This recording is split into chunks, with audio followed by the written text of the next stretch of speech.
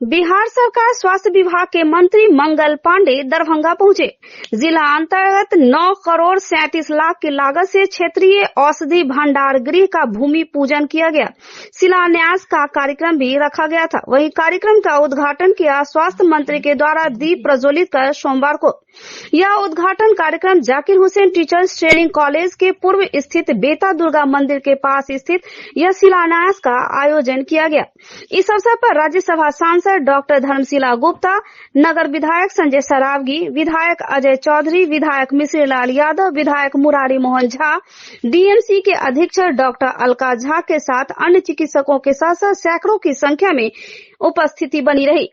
मंगल पांडे स्वास्थ्य मंत्री सह कृषि विभाग बिहार सरकार द्वारा जिला अंतर्गत दरभंगा चिकित्सा महाविद्यालय एवं अस्पताल में 9,37 करोड़ रुपए की लागत से क्षेत्रीय औषधि भंडार गृह का शिलान्यास किया गया।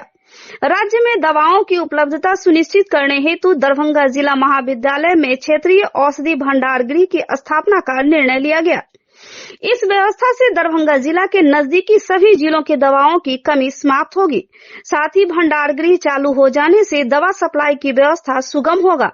दरभंगा के नजदीकी सभी जिला अंतर्गत स्वास्थ्य उपकेंद्र, हेल्प एंड वेलनेस सेंटर, अतिरिक्त प्राथमिकी स्वास्थ्य केंद्र, सामुदायिक स्वास्थ्य केंद्र, जिला अस्पताल में राजकीय चिकित्सा अस्पतालों में सुचारू रूप से दवा उपलब्ध कराए जा सकेंगे तथा संचालन से सेवाओं के बेहतर रखरखाव भी होगी। परियोजना का निर्माण कार्य प्री फेब पद्धति से कुल 9,37 करोड़ रुपए की लागत से 18,000 वर्ग फीट में कराया जाएगा। क्षेत्रीय औषधि भंडार गृह में दवाओं के रखने हेतु अत्याधुनिक उपकरण के भी प्रावधान रखे गए हैं। इस अवसर पर कई गणमान्य भी मौजूद थे। भंडार गृह के शिलान्यास कार्यक्रम में हम सब लोगों के बीच उपस्थित राज्यसभा की सांसद बहन धर्मशिला गुप्ता जी, दरभंगा शहर के लोकप्रिय विधायक श्री संजय सरावगी जी, माननीय विधायक श्री मिश्री लाल यादव जी, श्री विनय चौधरी जी उर्फ अजय चौधरी जी, श्री मुरारी मोहन झा जी, 20 सूत्री के उपाध्यक्ष श्री जीवत साहनी जी, 20 सूत्री के सदस्य श्री देवेंद्र झा जी, श्री अंकुर गुप्ता जी, वार्ड 35 की वार्ड सदस्य श्रीमती पिंकी देवी जी, उपस्थित प्रभारी एसडीएम संजीव कुमार जी, डीएमसीएच के प्रिंसिपल डॉक्टर के मिश्रा जी, अधीक्षक डॉक्टर अलका झा जी, एसआईसीएल के डीजीएम जोगेंद्र प्रसाद जी, सीएच के एचओडी के साथियों को ये बहुत सुखद लगता है जब मिथिला की धरती पे, दरभंगा की धरती पे कुछ नया करने का अवसर मिलता है और मन में इस बात की व्यग्रता और व्याकुलता सदैव बनी रहती है कि कैसे स्वास्थ्य मंत्री के रूप में मैं मिथिला की धरती, मां सीता की धरती की सेवा अधिक से अधिक कर सकूं और इस मिथिला की धरती में जो स्वास्थ्य सेवा के क्षेत्र की राजधानी दरभंगा मानी जाती है, इस दरभंगा पे कैसे दरभंगा के अंदर हम वो सारी सुविधाएं उपलब्ध करा सके जो स्वास्थ्य सेवा को बेहतर करने के लिए आवश्यक और जरूरी होता है। अभी कई वक्ताओं ने मेरे पूर्व कहा, निश्चित रूप से आज सुपर स्पेशलिटी ब्लॉक बन के तैयार हो गया, उसमें हमने प्रयास किया और वो सेवा यहाँ की जनता को समर्पित की।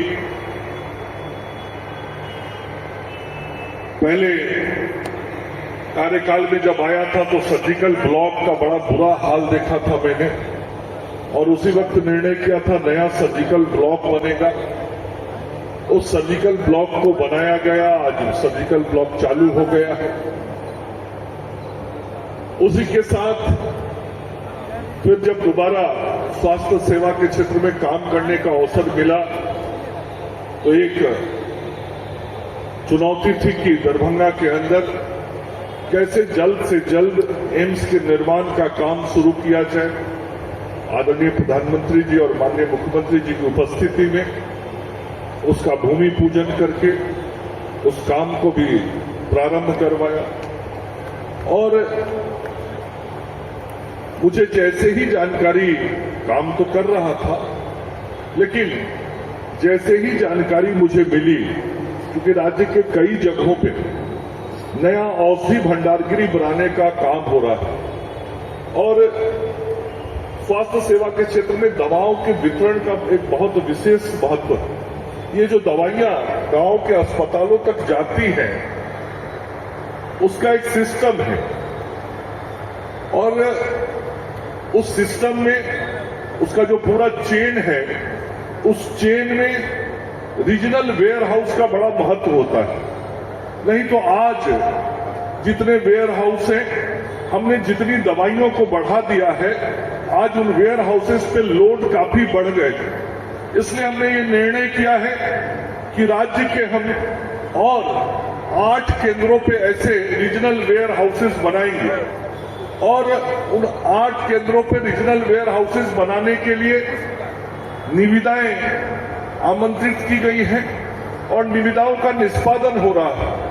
और मैं जब 3 दिन पहले पटना से चला और मुझे जैसे जानकारी मिली कि दरभंगा में औषधि भंडार गृह के निविदा का कार्य पूर्ण हो गया है, तो मैंने पटना से चलने के बाद, इसीलिए सभी माननीय सदस्यों को जानकारी भी थोड़ा विलंब से मिला हो, मैंने पटना से चलने के बाद तुरंत निर्णय किया और निर्देश दिया कि कोई काम में देरी नहीं होना चाहिए। दरभंगा के काम में हम जब उसी रास्ते से जा रहे हैं तो हम शिलान्यास करते हुए जाएंगे और हमने निर्णय किया कि दरभंगा में ये 9 करोड़ 37 लाख की लागत से दवा भंडार गृह के निर्माण कार्य को हम आज से शुरू करेंगे और इस भंडार गृह के बन जाने से ये संपूर्ण जो दरभंगा, मधुबनी, इस क्षेत्र में दवाइयां जो जाती हैं, उन सभी मिथिलांचल के क्षेत्रों में दवाइयों को जाने में सहजता हो जाएगी, सुगमता हो जाएगा, जल्दी दवाइयां नीचे के अस्पतालों तक पहुंचेंगी। बन जरूर रहा है ये डीएमसीएच के परिसर में, लेकिन ये इस भंडार गृह से निकली हुई दवाइयां गांव के अस्पतालों तक पहुंचेगी। यहां से सदर अस्पताल में जाएगा, अनुमंडल अस्पताल में जाएगा, सामुदायिक स्वास्थ्य केंद्र में जाएगा, अतिरिक्त प्राथमिक स्वास्थ्य केंद्र में जाएगा, हेल्थ एंड वेलनेस सेंटर में जाएगा, हेल्थ सब सेंटर में जाएगा। आज पूरे राज्य में लगभग 350 से अधिक प्रकार की दवाइयां सरकारी अस्पतालों में उपलब्ध कराई जा रही हैं और ये मरीजों तक पहुंच रहा। मेडिकल कॉलेज हॉस्पिटल में तो दवाइयां मिल ही रही हैं। जो सबसे छोटा हमारा अस्पताल हेल्थ सब सेंटर और हेल्थ एंड वेलनेस सेंटर होता है, उस हेल्थ एंड वेलनेस सेंटर में भी 80 प्रकार से अधिक दवाइयां आज लोगों को दी जा रही है। तो ये दवाइयों का प्रबंधन स्वास्थ्य सेवाओं के क्षेत्र में बहुत महत्व रखता है। तो ये दवाइयों के प्रबंधन को बेहतर करने के लिए आज इस दरभंगा डीएमसीएच के अंदर में क्षेत्रीय औषधि भंडार का हमने शिलान्यास किया है और लगातार ये हम संजोगी कहेंगे कि 20 दिनों के अंदर 2 स्वास्थ्य सेवा के क्षेत्र में 2 संस्थानों के शिला पूजन या भूमि पूजन के अवसर पर मुझे रहने का अवसर मिला।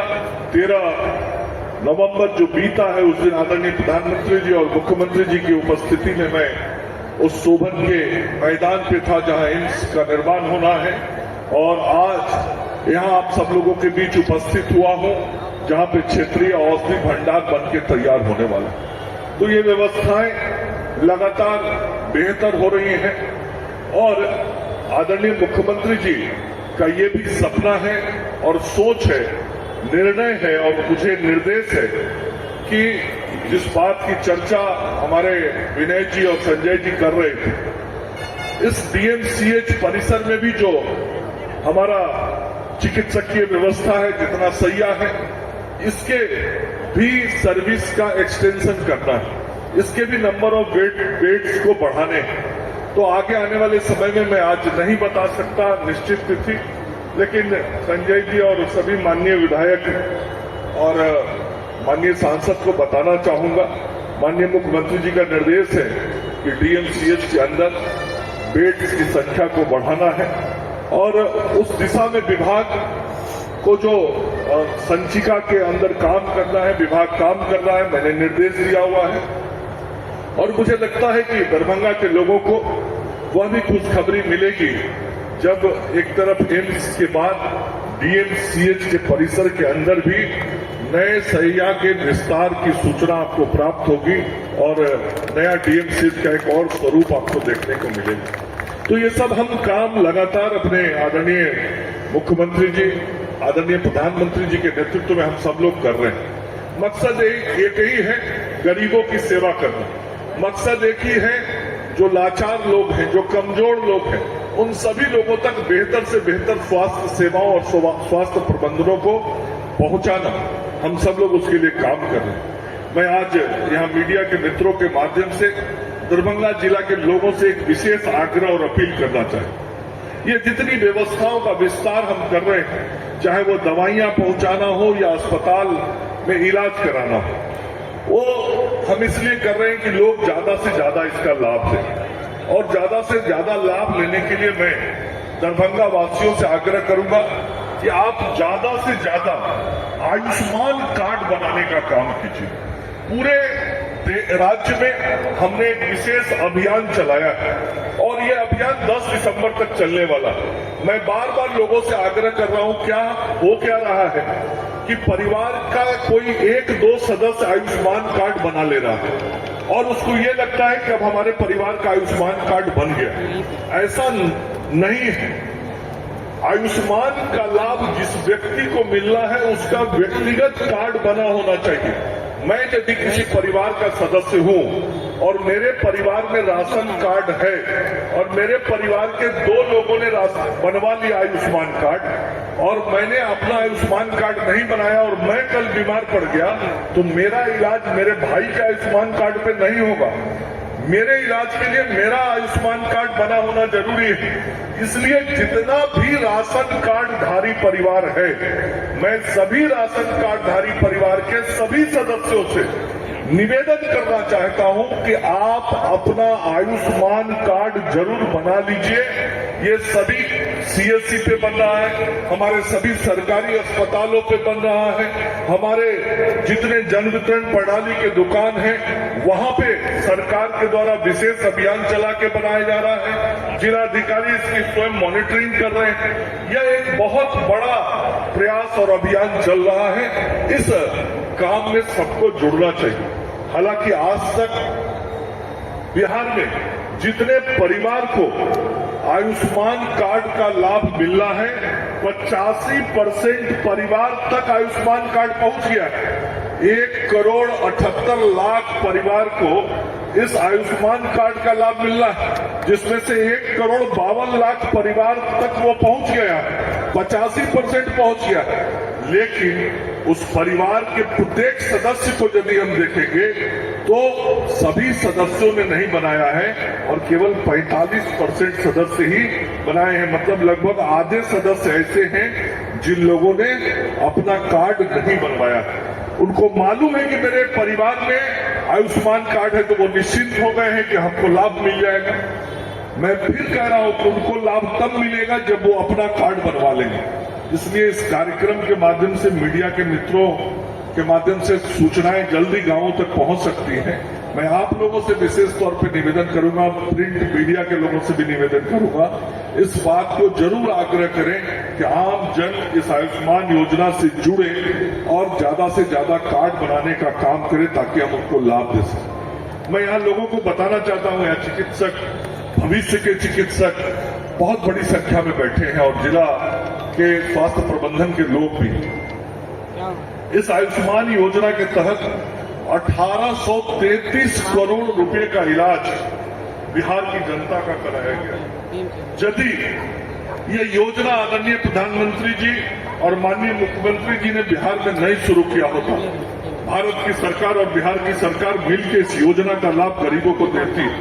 आदरणीय नरेंद्र मोदी जी और आदरणीय नीतीश कुमार जी ने गरीबों के लिए योजना न दी होती तो आज 1833 करोड़ रुपया गरीबों के पॉकेट से इलाज के लिए खर्च हुआ होता। वो गरीबों के पॉकेट से इलाज के लिए खर्च नहीं हुआ, वो पैसा खर्च किया भारत की सरकार और बिहार की सरकार ने। और गरीबों के जो पैसे बचे हैं उस पैसे से या तो उनके बच्चे पढ़ेंगे, या उनका घर बनेगा, या उनका पारिवारिक विकास होगा। ये काम करके हमने दिया। इतना बड़ा परिवर्तन ये हो रहा है, सामने से नहीं दिख रहा है, सामने नहीं दिखता होगा कि परिवर्तन क्या हो रहा है, लेकिन पीछे से क्या परिवर्तन हो रहा है ये मैं आपको बता रहा हूं। वह गरीब इलाज करा के अस्पताल से जा रहा है, उसका पैसा नहीं लग रहा है, पैसा जो उसका बच रहा है वो पैसा अब उसके परिवार के विकास पर खर्च हो रहा है। और परिवार के विकास से ही देश का विकास होता है। और आदरणीय प्रधानमंत्री जी का जो सपना है कि 2047 तक इस देश को हमको आत्मनिर्भर देश बनाना है, विकसित देश बनाना है, यह योजना उस आत्मनिर्भर भारत बनाने और विकसित बनाने का ही हिस्सा है। ये मैं आप सब लोगों को बताना चाहता हूं। तो हम सब लोग लगातार स्वास्थ्य व्यवस्थाओं को बेहतर करने में लगे हैं। और मैं बार बार हर जगह आग्रह करता हूं, ये पूरा स्वास्थ्य विभाग एक टीम के रूप में काम करता है। चाहे वह हमारी आशा की कार्यकर्ता हो, चाहे वह हमारे डायरेक्टर इन चीफ हो, चाहे डिफरेंट कॉलेजेस के हमारे प्रिंसिपल सुपरिटेंडेंट हो, चाहे हमारे हेल्थ यूनिवर्सिटी के वीसी साहब, ये पूरा एक टीम है।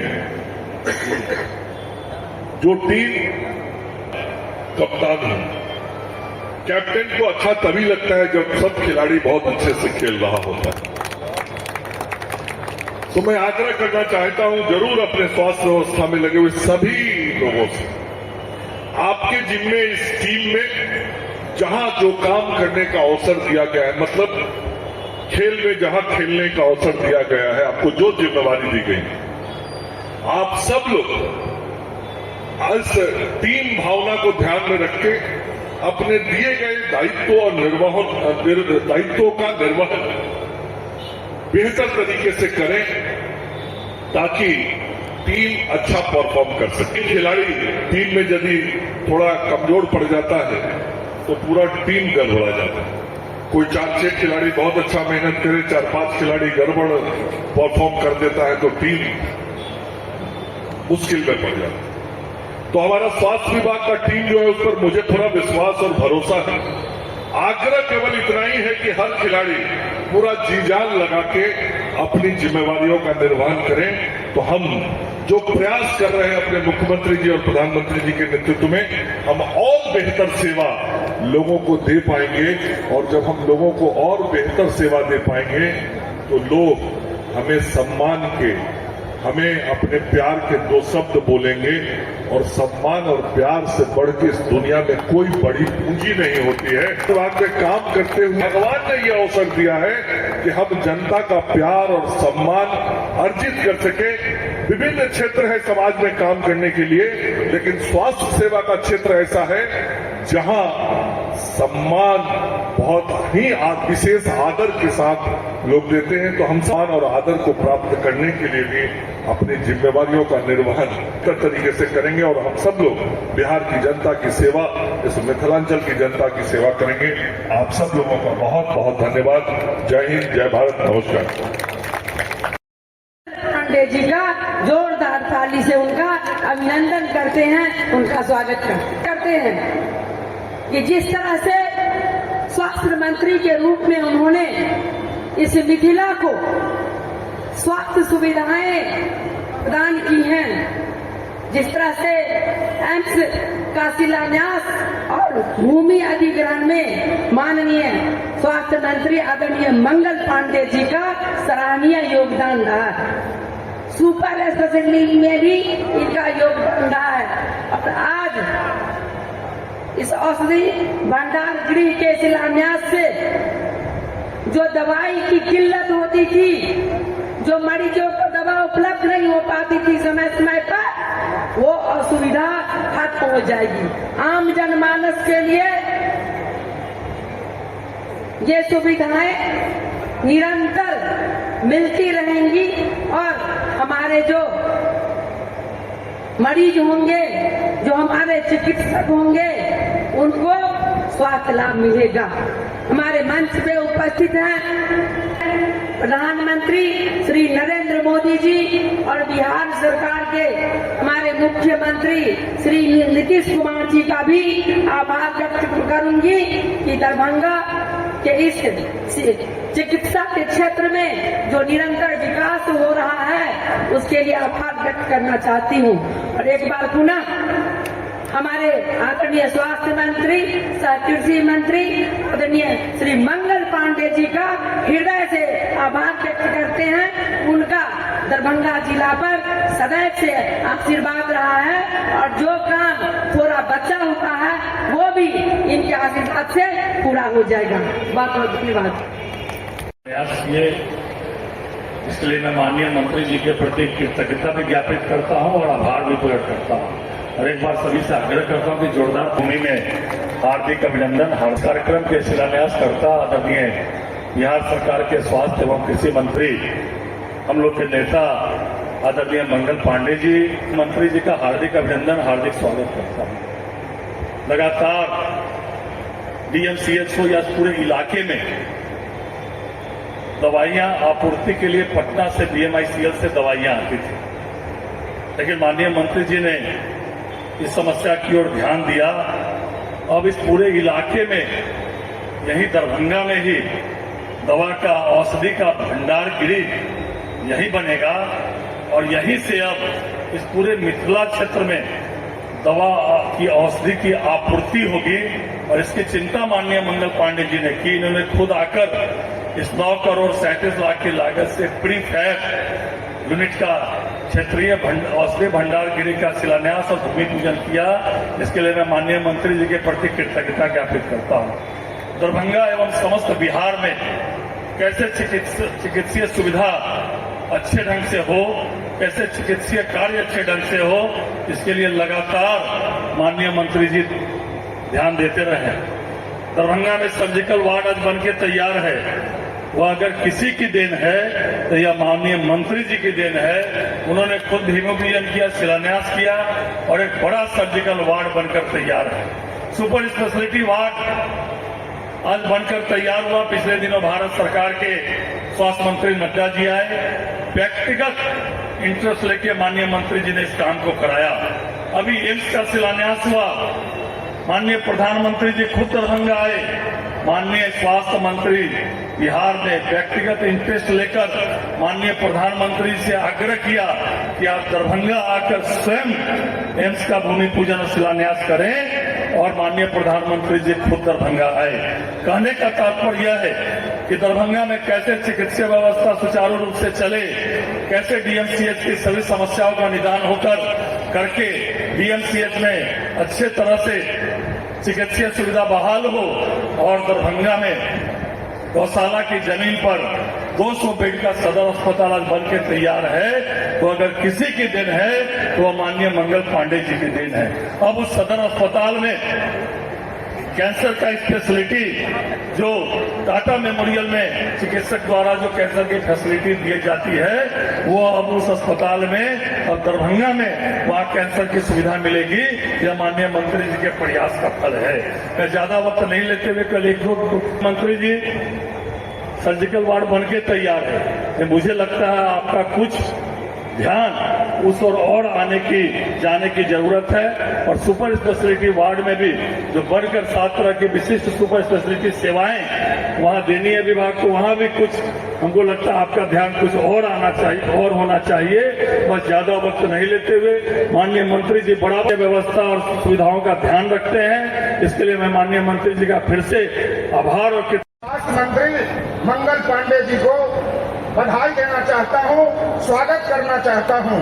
आप जब भी बिहार में स्वास्थ्य विभाग का भार संभाले हैं, खासकर मिथिलांचल के दरभंगा को विशेष रूप से आपने देखा है। मैं भी अलीनगर का विधायक हूं, आपसे मैंने मिला था और आपने तीनों प्रखंड में एक एम्बुलेंस दिया था और आज आपका मैंने देखा जो मेरे अलीनगर में एक्सरे मशीन थी, लेकिन तकनीकी का जो ज्ञान जिसको है वो नहीं था। और आपने आज घोषणा की है कि जहां ये तकनीकी करता नहीं है वहां हम इसको भेजेंगे टेक्नीशियन को।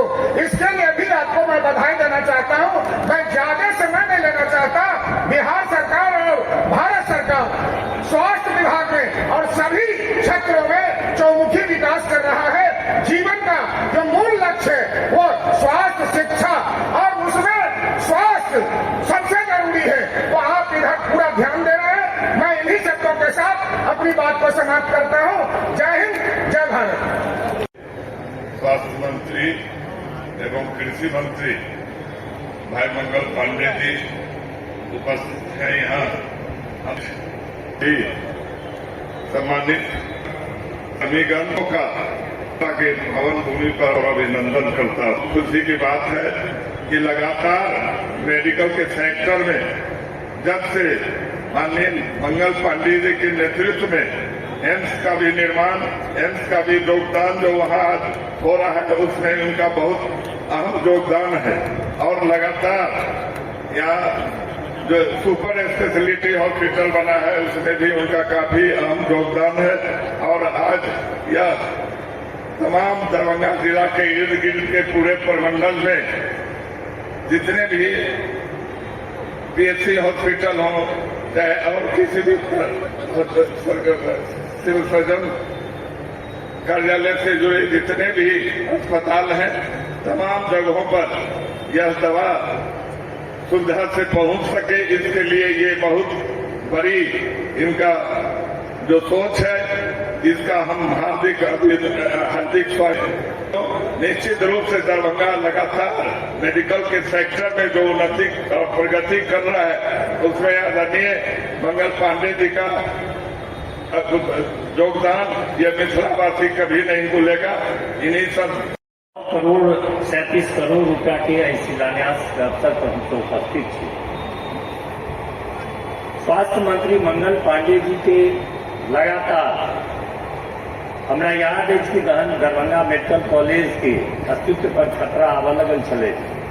सामने में बैठल क्षेत्र सेहो, पाछू में क्षेत्र सेहो गेल छलै हमरा डेरा पर। तो हम मंगल पांडे जी के कहने रहियन कि सर दरभंगा मेडिकल कॉलेज बहुत पुराना अस्पताल है और इसके बचाव के लिए आपको प्रयास करने की जरूरत है। तो कॉलेज की नए सच्चाई है कि दरभंगा मेडिकल कॉलेज के अस्तित्व के खतरा हम सब नहीं हुए देवे। और अंततः गत्वा दरभंगा के मेडिकल कॉलेज के जो अपन स्वतंत्र अस्तित्व रहे, एम्स के परिसर में आबि जेती रहे एक अस्तित्व पर निश्चित रूप से खतरा पड़बे करती रहे तो से बचा ले। ताहि द्वारे हिनका हम बहुत बहुत आभार प्रकट करै छी कि धन्यवाद दै छी कि दरभंगा में एम्स मेडिकल परिसर में भेला पर मात्र एगो रहि जेता रहे। वो जेना हमर सबके सीएससी चले से स्थिति भ जेता रहे। सीएससी और पीएससी के जो स्थिति है से दरभंगा मेडिकल कॉलेज अस्पताल के भ जेता रहे। लेकिन आप दू गो अस्पताल, दू पैघ अस्पताल डीएमसीएच और एम्स सेहो दिले और हिनके कार्यकाल में भेल। ताहि लए हम हिनका आभार प्रकट करै छी। एतके नहीं, ई तो दरभंगा लए केले हन। हम अपन विधानसभा में जहन हम एमएलए भऽ गेल रही तो ओतऽ अनुमंडल अस्पताल में मात्र 4 गो ओतऽ डॉक्टर रहे और आज के तारीख में ओतऽ 29 गो डॉक्टर छथि। ओतऽ ब्लड बैंक सेहो खुलि गेल। ऑक्सीजन जनरेशन प्लांट अगर दरभंगा मेडिकल कॉलेज में अछि तो से अनुमंडलो अस्पताल बेनीपुर में सेहो हिनकर कृपा से भेल अछि, एहि सरकार के कृपा से भेल अछि। ताहि दुआरे इनका हम आभार प्रकट करै छियनि। और एतके नहि जे हमर बहेरा में जे पीएससी अछि तेकरा सीएससी कऽ देलथि हन, टेंडर कऽ देलथि हन। आ हमरा विश्वास अछि कि अगला सप्ताह में सेहो मंत्री जी ओकरा टेंडर फाइनलाइज करवा देथिन।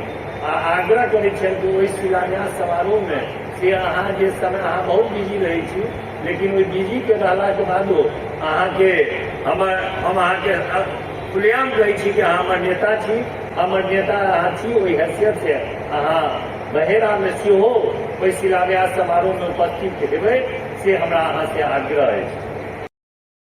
बहुत ही सुखद क्षण है और मैं आप सभी का इस महत्वपूर्ण अवसर पर हार्दिक अभिनंदन करती हूँ और तहे दिल से धन्यवाद करती हूँ। आज मिथिलांचल क्षेत्र में क्षेत्रीय औषधि दवा भंडार की आधारशिला रखे जाने का यह शुभ अवसर हम सभी के लिए गर्व एवं प्रसन्नता का विषय है। स्वास्थ्य मंत्री महोदय, आपकी दूरदृष्टि और नेतृत्व ने स्वास्थ्य सेवाओं को एक नई दिशा प्रदान की है। दरभंगा मेडिकल कॉलेज के विकास के लिए आपके निरंतर सहयोग और समर्थन ने हमारी कार्य क्षमता को बढ़ाने में महत्वपूर्ण भूमिका निभाई है। आपके प्रयासों से क्षेत्रीय स्वास्थ्य सेवाओं को मजबूती मिली है और आम जन को उच्च गुणवत्ता की स्वास्थ्य सुविधाएं उपलब्ध हो रही हैं। मैं इस अवसर पर आप सभी सम्मानित अतिथियों का जो हमारे साथ इस शुभ घड़ी में शामिल हैं, तहे दिल से आभार व्यक्त करती हूँ। विशेष रूप से स्वास्थ्य मंत्री महोदय श्री मंगल पांडे जी का। बिहार सरकार के स्वास्थ्य मंत्री मंगल पांडे दरभंगा पहुंचे एक शिलान्यास कार्यक्रम में। वहीं इस अवसर पर एक पत्रकार ने बिहार सरकार के मंत्री मंगल पांडे से दरभंगा डीएमसीएच में मरीजों के साथ किस तरह से खिलवाड़ होता है, इस पर प्रश्न किया। पत्रकार ने उत्तर बिहार का सबसे बड़ा सरकारी अस्पताल दरभंगा डीएमसीएच के गायनी वार्ड में किस तरह से ऑपरेशन के क्रम में मरीज के पेट में कपड़ा छोड़ दिया गया था और इसके बाद जांच टीम भी बैठी और जांच टीम का गठन भी कर दिया गया था, लेकिन कई दिन गुजर जाने के बाद भी जांच टीम गठित हुए लगभग 15 दिन गुजर चुके हैं, लेकिन अभी तक जांच रिपोर्ट उजागर नहीं किया गया है। तो आखिर यह क्या माना जाए, इस प्रश्न का उत्तर देते हुए बिहार सरकार के स्वास्थ्य मंत्री मंगल पांडे ने कहा कि इस विषय में प्रिंसिपल और सुपरिटेंडेंट बताएंगे। मैं इतना जरूर कहना चाहूंगा कि स्वास्थ्य सेवाओं के आधारभूत संरचनाओं के सेवाओं में जितनी दवाओं को देना चाहिए वह सब व्यवस्थाएं किए जा रहे हैं। दवा हो, बिल्डिंग हो, नियुक्ति हो, स्वास्थ्य सेवाओं में सब कुछ होना चाहिए। स्वास्थ्य मंत्री ने इतना यह भी कहा कि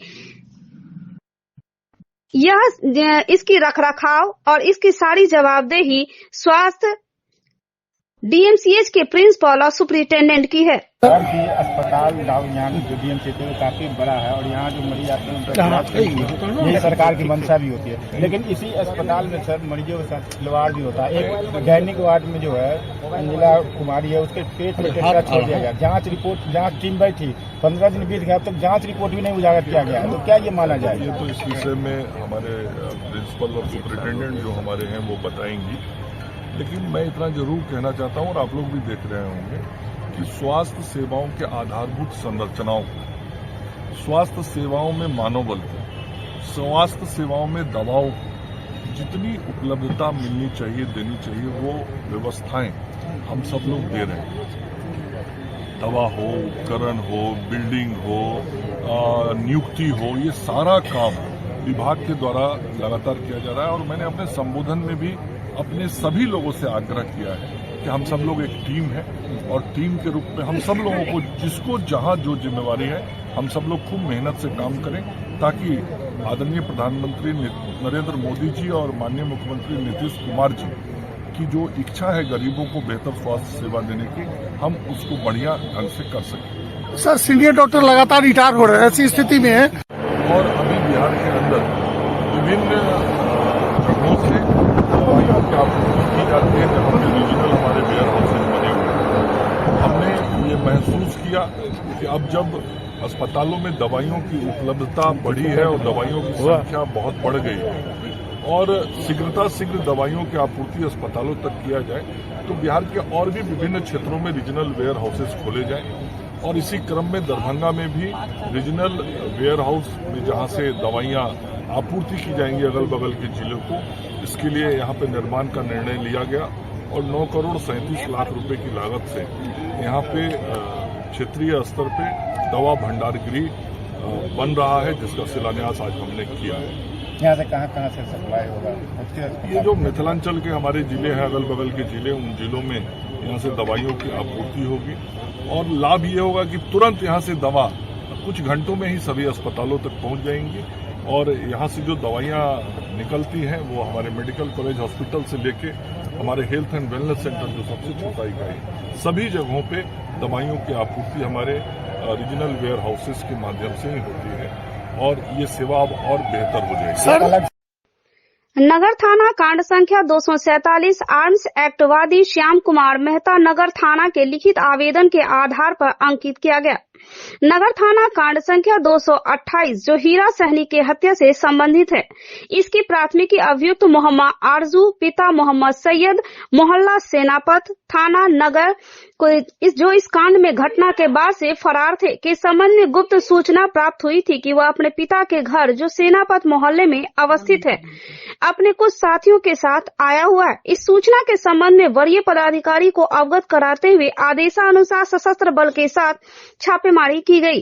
छापेमारी के क्रम में मोहम्मद आरजू पिता मोहम्मद सैयद खान सेनापत इकलाकुल रहमान मोहम्मद उर्फ बाबू पिता मोहम्मद इदरीस बेला थाना विश्वविद्यालय अब्दुल रहमान पिता नोआम कटरैया थाना मब्बी तीनों को गिरफ्तार कर लिया गया।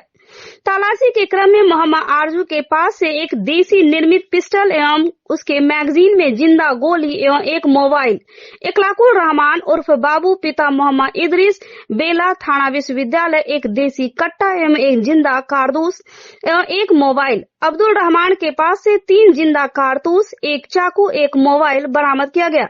इसके बाद सभी सामानों का जब्ती सूची बनाते हुए सभी को गिरफ्तार कर लिया गया है। जी सर, क्या कहेंगे? सर 3 गिरफ्तार हुए हैं हथियार के साथ, क्या मामला है सर? देखिए, इसी महीने नगर थाना में एक कांड दर्ज कराया गया था 228/24, जिसमें वृंदावन घाट के पास एक लाश मिलने के संबंध में प्राथमिकी दर्ज कराई गई थी। मृतक का नाम हीरा सहनी था। उस कांड के दर्ज होने के बाद जो प्राथमिकी के अभियुक्त थे उन लोगों की गिरफ्तारी के लिए सघन छापेमारी, जांच पड़ताल, छानबीन, हर तरह गुप्तचरों से सूचना संकलन चल रहा था। इसी क्रम में कल जानकारी प्राप्त होती है कि कांड के एक अभियुक्त आरजू पिता मोहम्मद सईद खान जो सेनापत के रहने वाले हैं अपने घर पे आए हुए हैं, कुछ और अन्य पेशेवर और क्रिमिनल्स के साथ बैठे हुए हैं। उनके घर पे रहने की सूचना प्राप्त होते ही वरीय पदाधिकारी को सूचना देते हुए कुछ एक मिक्स टीम फॉर्मेशन किया गया और तत्काल ही नगर थाना प्रभारी के नेतृत्व में वहाँ रेड कराते हुए जो अभियुक्त आरजू खान है उनके साथ बाबू खान, जिनके पिताजी का नाम है मोहम्मद इर्दिस जो बेला विश्वविद्यालय थाना के रहने वाले हैं, इकलाकुल रहमान भी उनका एक नाम है, और एक और लड़का अब्दुल रहमान जो करहटिया मब्बी थाना अंतर्गत के रहने वाला है। छापेमारी के क्रम में तीनों के पास से, जैसा आप लोगों ने देखा, एक देसी कट्टा, एक पिस्टल की 3 गोली की मैगजीन में लोडेड थी, मैगजीन अलग से रखी गई थी, और 2 और बड़े जिंदा कारतूस सिविल फाइट के बरामद हुए हैं। इसके अलावा उन तीनों के मोबाइल बरामद हुए हैं। उनसे और पूछताछ की जा रही है। फिलहाल आप साथ में उसकी हत्या क्यों किया था ये पूछताछ हो रही है। जो उन्होंने बताया है उस लीड को पकड़कर और अधिकतर अनुसंधान किया जाएगा। अभी जो पता चल पा रहा है कि जमीन का विवाद था, किसी जमीन का एग्रीमेंट था जो इन लोगों ने भी करवाया था और शायद मृतक ने भी करवाया था। इस संबंध में बात है। ये जो है अभी तीनों गिरफ्तार हुए हैं, अभी इनके पास हथियार था, कारतूस था, डाइगर था, किस योजना के लिए ये लोग तैयारी में थे? देखिए, जमीन का काम करते हैं, जमीन से जुड़े विवादास्पद जो जमीन होते हैं उस पर ज़्यादा क्रियाशील रहते हैं।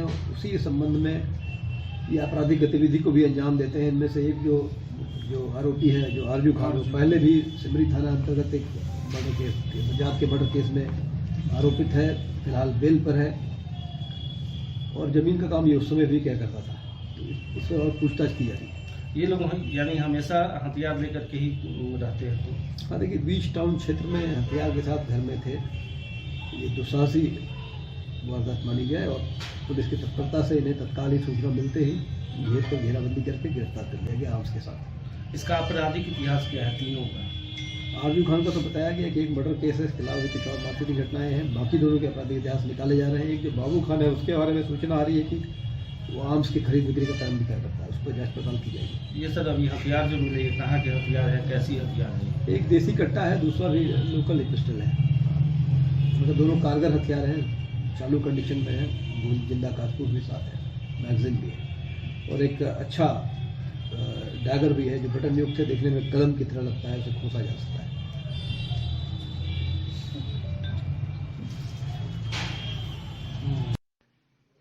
कृष्णा कृष्णानगर सैदनगर के लहरेसराय स्थित पहली बार विराट 9 कुंडलीय गायत्री महायज्ञ एवं प्रज्ञा पुराण कथा का भव्य आयोजन का शुभारंभ किया गया।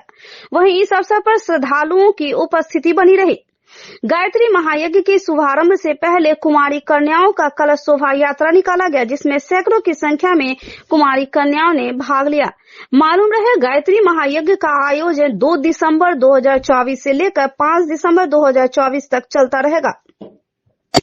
ऋषियों ने गायत्री को सद्बुद्धि एवं यज्ञ को सत्कर्म का प्रतीक माना है। सुखी, समृद्ध, प्रगतिशील परिवार, स्वास्थ्य जीवन, उज्जवल भविष्य हेतु घर घर देव स्थापना, मनुष्य में देवत्व का उदय, धरती पर स्वर्ग का अवतरण हो, जनमानस में प्रेम, दया, धर्म, कर्तव्य एवं भाव उद्वेलित हो।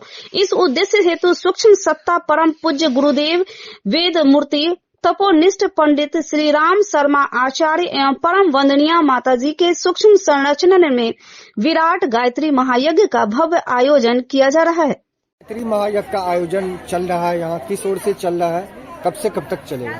ये शांति कुंज हरिद्वार श्री राम शर्मा आचार्य माता भगवती देवी शर्मा के सुख संरक्षण में शांति कुंज हरिद्वार से यह टोली प्रतिनिधि आ रहे हैं। यह कार्यक्रम 2 दिसंबर से 5 दिसंबर तक 9 कुंडीय गायत्री महायज्ञ एवं शक्ति संवर्धन और प्रज्ञा पुराण कथा ये भी इस सम्मिलित है।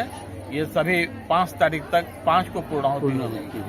क्या उद्देश्य है इसका?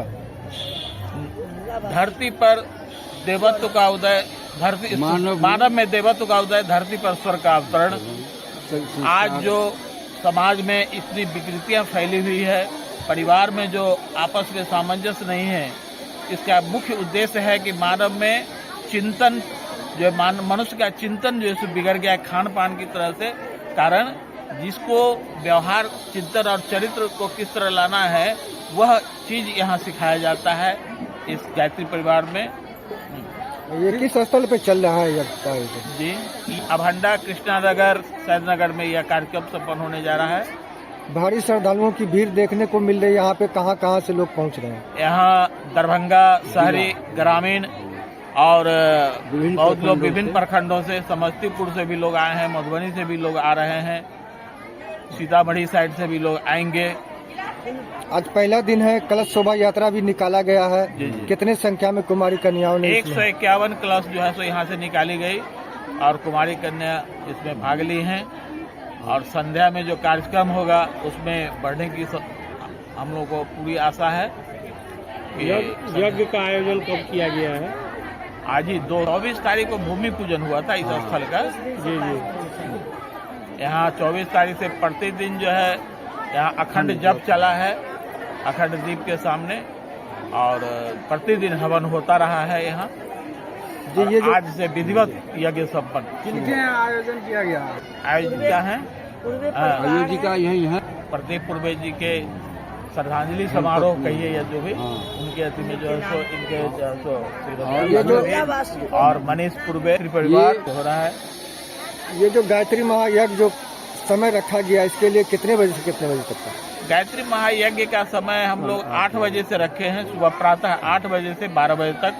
इसमें विभिन्न तरह के संस्कार होंगे, विभिन्न जो भी, जैसे पुष्पन संस्कार, अन्नप्राशन संस्कार, मुंडन संस्कार, विद्यारंभ संस्कार, गुरु दीक्षा संस्कार, अन्य तरह के जो संस्कार है सभी संस्कार यहाँ निःशुल्क कराए जाएंगे, किसी तरह के शुल्क नहीं। हवन का समय प्रातः 8 बजे से 8 बजे से 9 बजे तक, जो 8 बजे तक हम लोग रखे हैं सत्संग, युग संगीत, प्रवचन और प्रज्ञा पुराण का। यानी सुबह और शाम 2 समय ये दो समय होगा। शाम का समय जो रखा गया वो कितने बजे से? 5 बजे से 8 बजे तक। जी, अपना परिचय दे दो। हमारा नाम बैजनाथ पूर्वे, गायत्री परिवार, दरभंगा, वासी को कल्याण करे, उनको ज्ञान का वर्षा बरसाए, ज्ञान का बारिश दे, क्योंकि मेरा समाज जब ठीक रहेगा तो हम भी रहेंगे। हम समाज को कल्याण करने के लिए यज्ञ का कार्यक्रम शुरू किए हैं, रखे हैं 9 कुंडी, जो कि इतना हम तो रखते हैं 108 कुंडी, लेकिन हमसे नहीं होने वाला था, इसीलिए हम 9 कुंडी का समाज वाले को, मोहल्ला वासी को, दरभंगा लहरिया सराय वासी को, सबके लिए कल्याण हो, तो भी उसमें हम भी कल्याण रहें। क्योंकि हमारे समाज जब तक नहीं खुश रहेंगे तो हम कैसे रह सकते हैं। इसीलिए हम अपने लिए नहीं, सब खुश तो हम खुश। इसी कल्याण के लिए हम 9 कुंडी यज्ञ कराए हैं कि जितने सबका शरीर में कष्ट है, परेशानी है, आहुति के हिसाब से आहुति देंगे और गुरुदेव को यज्ञ, भगवान विष्णु भगवान को यज्ञ देके अपना शरीर को स्वस्थ करेंगे। क्योंकि हर व्यक्ति को शरीर में कष्ट है और उनके जीवन में अनेक तरह का परेशानियां हैं। क्या नाम हुआ? आशा देवी जी। ये जो यज्ञ का जो आयोजन किया जा रहा है महायज्ञ का, तो प्रत्येक वर्ष किया जाता है या नहीं? इस बार हम प्रथम बार किया है। हम संकल्प लिए थे कि हम अपना मोहल्ले में हम अपना यज्ञ करें। आगे भी किया जाएगा या इसी वर्ष? ये तो आगे गुरु जी का इच्छा, वो तो गुरु जी का कहीं न इच्छा, कहीं जिला के अंदर वो उनका कृपा होगा। तो यहाँ जो श्रद्धालु लोग हैं इसको लेकर देख रहे काफी उत्साहित है, काफी खुश नजर आ रहे हैं, क्या कहेंगे? हाँ, तो ये सब इस बार तो हम अपना ही योजना से शुरू किए हैं। समाज वाले हमको साथ देंगे, किसी को तो सुधार रहे, कल्याण कर रहे हैं कि सबको सद्बुद्धि आवे, सबको ज्ञान आवे, तो करेंगे। तो हम गुरु जी का काम करने के लिए तैयार हो जाएंगे, हर साल करेंगे। लेकिन ये समाजवासी इस बार थोड़ा हम अपना परेशानी उठाए हैं। चलिए, सबका धन्यवाद जी। अपना नाम बता दें। आशा देवी। कहाँ के रहने वाली हैं? हम यही कौन सा मोहल्ला हैं, अभंडा। हम लोग पूर्वे परिवार हैं।